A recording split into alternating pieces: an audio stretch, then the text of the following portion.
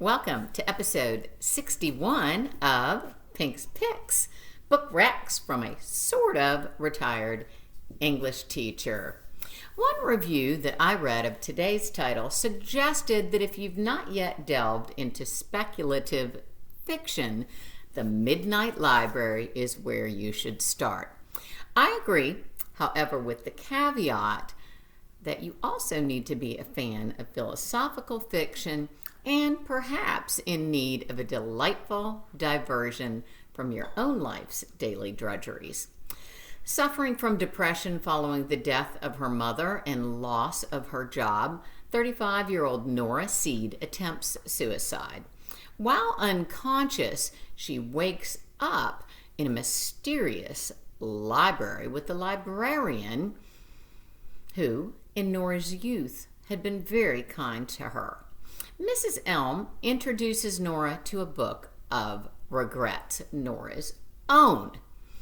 After reflecting on her past mistakes, Nora is allowed to select stories revealing how her life would have turned out if she'd simply made different choices.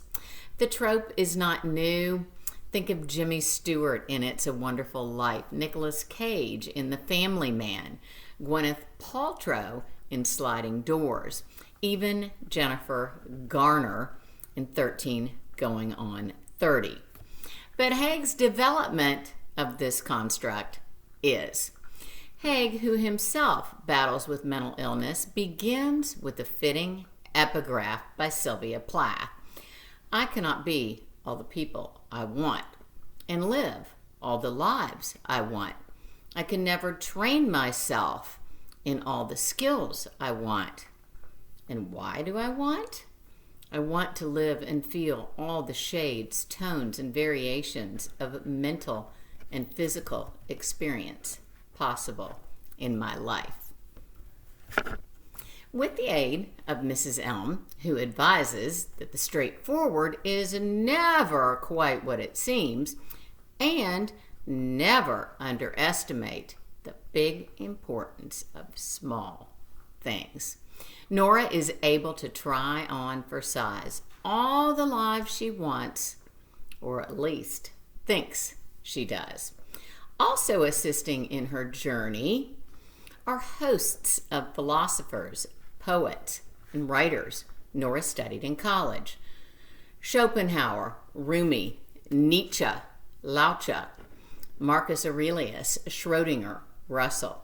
She is encouraged by Sartre's life begins on the other side of despair. Camus, you never live if you are looking for the meaning of life. And Thoreau's, it's not what you look at that matters, but what you see.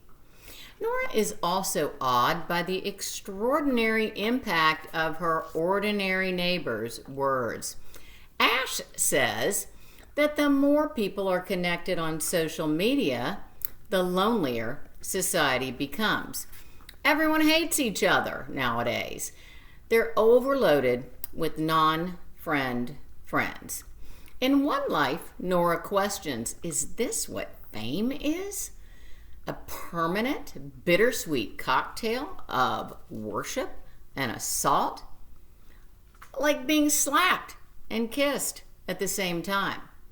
Though Nora disparages her root life as a cacophony of nonsense, in a parallel universe, she learns that a symphony of erudition and optimism is no better. Despite Midnight's typical ending, Nora's Odyssey, part comedy, part tragedy, with interesting minor characters, is an adventure worth joining. Short chapters also make this an easy read. I give The Midnight Library an A. Next time, I'll be discussing an entirely different journey with Emma Donohue's The Wonder. Until then, stay safe, stay healthy, and do your homework. Bye-bye.